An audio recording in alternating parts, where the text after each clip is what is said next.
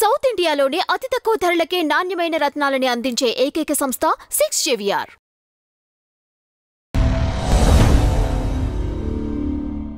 అసలు మీరు పట్టమే మంచి డైరెక్టర్ దగ్గర పడ్డారులే.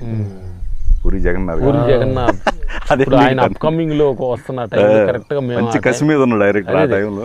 అదే భగవంతుడు ఏ టైంలో ఏం చేయాలి ఆయన డైరెక్షన్స్ లో వెళ్తున్నదనే మాకు అర్థమవుతుంది. ఇదేది మేమేది చేస్తున్నాం అనేది కొంచెం అది బెమే.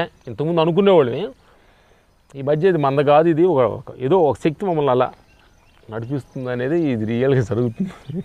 మీలో ఎక్కువగా అంటే బ్రెయిన్ వర్క్ అంతా మీద ఉంటుందా అండి మొత్తం లక్ష్మణ్ అంతేనా?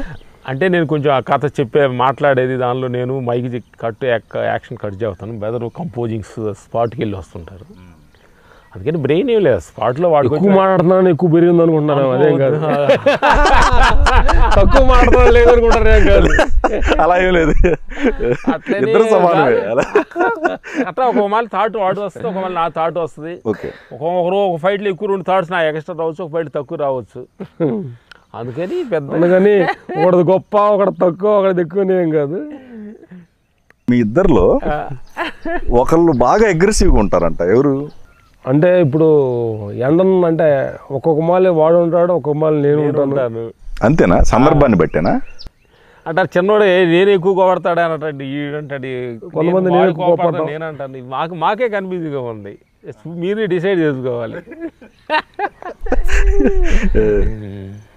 కోపం అంటే ఒక్క మాలు తెలియకుండా లోపల మనకి చిత్తంలో చాలా అంటే కోపం అంటే క్షణిక కోపం. ఇది చిన్నపిల్లలు కొట్టుకొని అలుగు వాళ్ళు కొట్టుకొని తింటున్నప్పుడు కోపం ఎలా ఉంటుంది, ఆ క్షణం ఉంటుంది. చాక్లెట్ జింగిల్ మళ్ళీ మర్చిపోతారు, బొమ్మ ఇంగిల్ మర్చిపోతారు చూడు. అట్లా మాకు నడుచుకుంటా కట్ మా ఫైటర్ అంతా సీరియస్గా ఉంటుంది. సీరియస్గా ఉంటాం కాకపోతే మళ్ళీ మాడుకుంటాం. వీళ్ళతో డేంజర్ అనుకుంటారు వాళ్ళు అంతా, మా అసిస్టెంట్స్ అంతా. అందుకని మా కోపం మా సీరియస్ మా ఫైటర్స్ సాధారణ తీసుకుంటారు వాళ్ళు. కానీ మీ జర్నీ మాస్టర్ గారు ఇప్పటికీ మీరు అదే స్లాంగ్ మెయింటైన్ చేస్తున్నారు. అప్పుడు ఎప్పుడు 87లో ట్రైన్ దిగిన సర్కార్ ఎక్స్ప్రెస్ అదే స్లాంగ్ ఇప్పుడు కూడా. అసలు మీ మొబైల్ చూపించిన మొబైల్ ఇంకా నాకు ఇది మొబైల్, ఇది మన విలేజ్లో రైతులు వాడే చిన్న చిన్న మొబైల్. ఇది కారు మెయింటైన్ చేస్తున్నారు, అన్ని మెయింటైన్ చేస్తున్నారు. మీరు మాత్రం కొన్ని విషయాల్లో మాత్రం కొన్నిటికి అలానే ఉంటున్నారు. ఇదే మొబైల్ చూపించిన మా ప్రేక్షకులకి. ఇదిగో ప్రేక్షకులారా, మాకు స్మార్ట్ ఫోన్ ఆపరేట్ చేయడం తెలీదు. అందుకని తెలుసుకునేవాళ్ళేమో కానీ తెలుసుకునే అవసరం లేదే అనిపిస్తుంది అన్నమాట. పైగా అది నోకియా కంపెనీ. నెంబర్ 2 నెంబర్లు ఫీడ్ చేసి పెడతారు, నెంబర్ చెబుతారు. నేను వచ్చిన ఫోనే అయితే వస్తే అలో అంటాము. మ్యాక్సిమం మా ఫోన్ మా దగ్గర ఉండదు. మ్యాక్సిమం మేము ఇక్కడ ఈ ఆశ్రమంలో ఉన్నాం కాబట్టి ఇక్కడ ఉంది.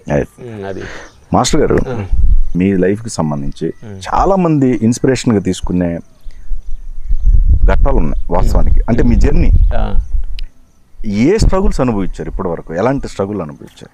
ఒక మనిషికి ఎన్ని ఉండాలో మ్యాక్సిమం అన్ని స్ట్రగుల్ అనిపించాం. ఒకటనేది కాదు. అంటే స్టార్టింగ్ బాగా డబ్బు ఉండేది అంటానికి లేదు, అది ఆర్థికమే. మా నాన్నగారు మా పెద్ద సపోర్ట్ ఉంటుంది అనుకుంటే అది కొంచెం వీక్. మా నాన్నగారు కొంచెం ఆయన కళాకారుడు, ఫోల్డ్ రంగడ్ అంటారు. మా నాన్న రంగారావు, మా నాన్న పేరు ఫోల్డ్ రంగడ్ అంటారు మా ఊర్లో. కొంచెం ఆయనకి అన్ని అలవాట్స్, కొంచెం జోదం అన్ని అలవాట్లు ఉండేవి. డ్రింక్స్ అంతా అలా ఉండేది. ఆయన సపోర్ట్ లేదు. ఫ్యామిలీ రెస్పాన్సిబిలిటీ మా ఫాదర్కి లేదు. ఫుల్ ఆర్థికం ఫ్యామిలీ, అన్ని ప్రాబ్లమ్స్ అన్నీ. అంటే ఒక మనిషికి ఎన్ని ప్రాబ్లమ్స్ ఉన్నాయో అన్నీ టచ్ చేసామనిపిస్తుంది మాకు. మ్యాక్సిమం ఆకలికి ప్రాబ్లం, చెయ్యి అనిపించుకునే ప్రాబ్లం, తెలియని చదువు లేకుండా ప్రాబ్లమ్స్, 10 మందిలోకి వెళ్ళినప్పుడు మాట్లాడే మాట ప్రాబ్లమ్స్. అంటే మా భాష కూడా ఫస్ట్ స్టార్టింగ్లో సినిమా వాళ్ళకి ఏం ఆడుతున్నారు, రవితేజ గారు ఏం ఆడుతున్నారు అర్థం కాలేదే అని కిన్నలు చేసిన. అంటే కిన్నలు కాదు, వాళ్ళకి అర్థం కాలేదు. అంటే తెలుగు కరెక్ట్గా వాళ్ళు కొన్ని రోజులుగానే మా రవితేజ మావట్లు కానీ అర్థం కాలే స్టార్టింగ్లో. అంటే ఒత్తులు పొల్లు సరిగ్గా లేవు, స్కూల్కి వెళ్ళలేదు కదా, ఏళ్ళు ముద్ర కదా, అట్లా మాట కూడా క్లారిటీ కూడా లేదు. చాలా మాటలు పక్క నుండి చెప్పుకుంటే దాన్ని కూడా విన్నట్టుగా వెళ్ళిన రోజులు ఉన్నాయి. ఏది వీళ్ళకి మాట్లాడదాం ఏదో ఎదల్లో ఫైట్ మాస్టర్లా ఫస్ట్ శివుడు సినిమాకి వీళ్ళు మేము చేయాలంట అనే పక్కన నిన్నతో తెలియదు మాడుకుంటున్నారు. వీళ్ళకి ఆ షార్ట్ కట్ లెఫ్ట్ రైట్ కూడా తెలియలేదు. వీళ్ళు ఫైట్ మాస్టర్లు ఈ సురేష్ గారు వీళ్ళకి అవకాశం ఇచ్చాడని కెమెరామెన్ కూడా అట్లా మాడుకుంటున్నారు. వింటున్నా నేను విన్నట్టుగా వాడు మాట్లాడుతున్నా. రియల్ సార్ మరి రియల్గా చూసుకుంటే కళ్ళ నీళ్ళు వస్తాయి అన్నమాట. అది అంటే ఆ క్షణంలో దాన్ని ఇని నేను ఏం చేయాలి? వదిలేసుకెళ్ళాలా, కోప్పడాలా, నాకు తెలుసానాలా తెలియదు కదా. వాళ్ళు నిజమే మాట్లాడుకున్నారు ఆ క్షణం. తెలియకపోతే అన్నారు వాళ్ళు మన కోపం వాళ్ళకి ఏం దేశం ఏం లేదు.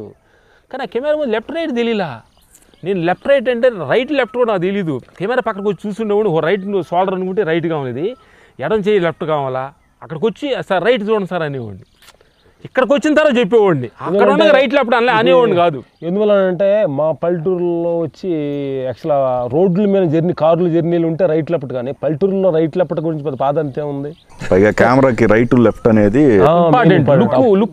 చాలా ఇంపార్టెంట్.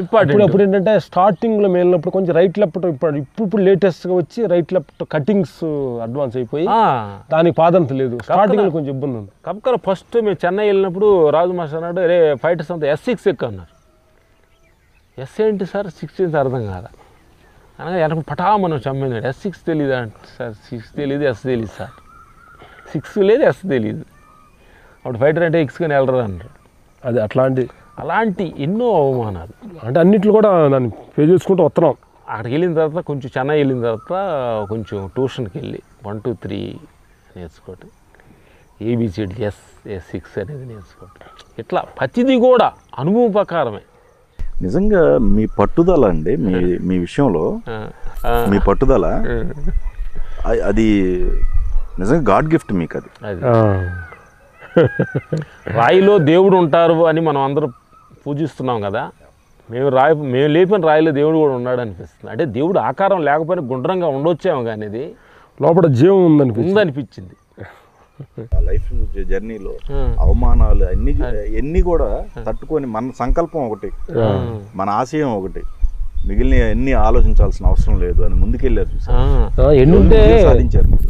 ఇల్లులు పెట్టి ఊర్లో బ్యాగ్ తీసుకొని బయలుదేరాము.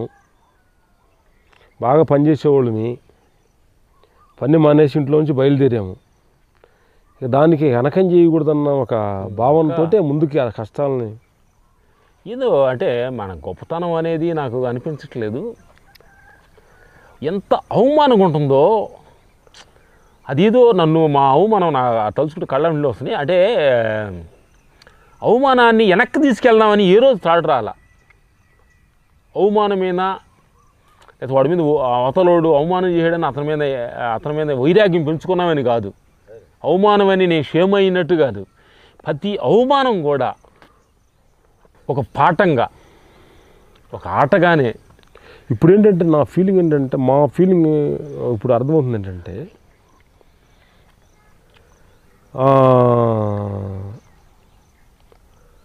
భగవంతుడనే ఒక సీసీ కెమెరా నిన్ను 10 మంది అవమానం పరచవచ్చు, నువ్వు కొట్టలేదని నిన్ను కొట్టవచ్చు, తిట్టలేవని నేను తిట్టవచ్చు. కానీ భగవంతుడనే ఒక కన్ను నీకు సపోర్ట్తో సాక్షి చూస్తుంది. ఆ సమయంలో నువ్వేం చేయలేకపోయావేమో, బట్ ఏ రోజు నిన్ను డౌన్ చేయనీయదు అనేది మాకు అర్థమవుతుంది. విశ్వంలో ఒక శక్తి. కానీ ఇంకొక విషయం ఏంటంటే, మీ నాన్నగారు మీకు సపోర్టు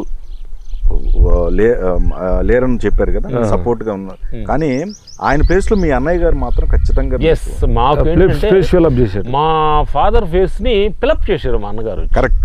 ఇప్పుడు చెన్నై వెళ్ళటానికి ఆ టైంలో కొంచెం ఎన్నైనా కానీ కొంచెం ఆ ట్రైన్కి వెళ్ళే డబ్బులు, తినటానికి సపోర్టింగ్స్ 3 సంవత్సరాలు మమ్మల్ని పోషించాడు. ఎందుకంటే మ్యారేజ్, మా అన్నకి ఆ టైంలో మ్యారేజ్ అయ్యింది. విలేజ్లో మ్యారేజ్ అయిపోగానే సపరేట్ కాపురం అని పెట్టేవాడు చాలామంది. సహజంగా అంటే ఒంటరిగా ఉండాలి అనేది సహజంగా ఉంటుంది మాకు విలేజ్లో. అవగానే పెద్ద కాపురం పెట్టాడు, అది కూడా అని అంటుంటారు. మా అన్నయ్యతో అయిన వాళ్ళు మ్యారేజ్ సపరేట్ అయిపోయారు. కానీ ఆయన మా వదిన గారు, మా అన్నగారు సపరేట్ అవ్వకుండా మా ఫాదర్ పడేసిన కోపు వాళ్ళు ఎత్తుకున్నారు ఇద్దరు. తర్వాత ఇంకోటి ఏంటంటే, మా నాన్నగారికి విషయం ఏంటంటే, మా నాన్నగారు మా ఎదుగుదలకి ఎక్కడ సపోర్ట్ లేడు. బట్ ఈ సినిమా ఇండస్ట్రీ రావడానికి ఆయన ఆలోచన. ఫైట్ మాస్టర్ రాజు మాస్టర్ గారు ఫ్రెండ్ అంకయ్య అని చెప్పి మా నాన్న ఫ్రెండ్, కోడి పందాల దగ్గర ఫ్రెండ్, ఇద్దరు హెడ్స్, కోడి పందాల హెడ్స్ వీళ్ళిద్దరు. అప్పుడు రాజు మాస్టర్ సంక్రాంతి పండుగ సరదా కోడి పందాలకి వెళ్ళి వెళ్ళటం, అప్పుడు ఊళ్ళో కరసాదం చేయటం, ఈ బండలు లేవటం, కొంచెం మిలిటరీకి వెళ్దామని ట్రై చేసాము, అక్కడ ఏలు ముద్దని చెప్పి వాళ్ళు వెనక్కి పంపించడం, ఇవన్నీ అన్వేషణలు ఉన్నాం. మాకు ఆ దారి అర్థం కాల. ఊళ్ళో పెళ్లి చేసుకుంటున్నారు, మేము పెళ్ళి వద్దు, ఏదో సాధించాలంటున్నాం. మా వాళ్ళది ఏం సాధిస్తారో అర్థం కాల, ఏమిటి అర్థం కాదు, ఏదో సాధించాలని బట్టి 6 సెన్స్ అవ్వడం సార్. పెళ్లి చేసుకుంటే ఆగిపోతున్న భయం ఉంది. ఆ టైంలో చూడండి అంటున్నా, ఇది 6 సెన్స్ చూడండి. ఇద్దరు రామమ్మ లక్ష్మి కవలపల్లి వచ్చారు పెళ్లి సంబంధం, మాకు 17 సంవత్సరాల వయసులో. పెళ్లి చేసుకుంటారా, మీ వయసులో పెళ్లి చేసుకుంటారంటే లేదు మీరు సాధించాలంట. ఏం సాధిస్తారో అర్థం కాదు. అప్పుడు మా నాన్నగారికి వచ్చింది అన్వేషన్స్లో ఇప్పుడు రాజుమాస్ దగ్గర థాట్, ఆయన ఫ్రెండ్ అడగటం, రాజుమా దగ్గరికి వెళ్ళటం. బట్ ఈ సినిమా ఇండస్ట్రీకి ఫస్ట్ బీజం మా నాన్నగారిది. అదేలేండి. ఆయన మా జీవితాన్ని మొత్తాన్ని పట్టించుకుపోయిన పర్లేదు, కానీ ఆ ఒక్క విషయంలో ఆయన లెగిసి ఇన్నర్ అయ్యాడు. అందుకని మేము కూడా చెప్పేది ఏంటంటే, ఏ మనిషిని కూడా, మన శత్రువుని కూడా దూషించొద్దు. ఒక్కొక్క పని ఆయన ద్వారా అవడానికి ఛాన్స్ ఉంది. భగవంతుడు కరెక్ట్ ఆ సమయంలో వాళ్ళ దగ్గరికి వెళ్ళి సంతకమో, వాళ్ళ దగ్గరికి వెళ్ళి ఆ వే కావాల్సి వస్తుంది. కాబట్టి శత్రువు కూడా ఒకరోజు మనకు మిత్రులు గెలుపు చేసే సమయాలు కూడా వస్తాయి అనేది మా నాన్నగారి ద్వారా మేము తెలుసుకున్న ఒక సత్యం. మీరు అప్పటికి ఏంటి వ్యవసాయం కదా మీరు చేసింది? అన్ని పనులు చేశారు, కుప్పలు కొట్టాం, కోతలు పనులు, అసలు అన్ని ఎగసాయంలో ఏమున్నదో అది లేచేసాం. ఎక్స్ట్రీమ్ ఎగసాయం చేసాం. లుంగీలు, చెప్పులు కూడా ఉండేవి కాదు మాకు. కొంచెం కేదులు, కాళ్ళు పాసిపోయి పొలం పని చేసి సీడుము గారితే గోడ మీద అట్లా పైన పెట్టుకున్నాం. సొంత పొలం అప్పటికే లేదు, చెంటు పొలం లేదు. మేము కౌలుకు చేసే పొలమే కొంచెం మాకు ఒక వచ్చిన తర్వాత కౌలుకు చేసేవాళ్ళు. కౌలుకు చేసాము. ఇద్దరు మా నాన్నగారు అది కూడా చేసేవాళ్ళం కదా. మేము వచ్చిన తర్వాత కొంత కౌలుకు చేసి బండి దున్నలు కొనేము. బండి దున్నలు కొని అన్న మేము ముగ్గురం కలిసి కొంచెం ఒక వచ్చిన తర్వాత మా ఫ్యామిలీని బాగా లీడ్ చేసాం. బాగా వేసి ఇంటి ముందు పురి కట్టాము, వడ్లు 200 బస్తాలు పురి కట్టాము. మంచి ట్రాక్టర్ కొందాం అనుకున్న సమయంలో ట్రాక్టర్ ఆపేసి డబ్బులు తీసుకొని చెన్నై వెళ్ళిపోయాం.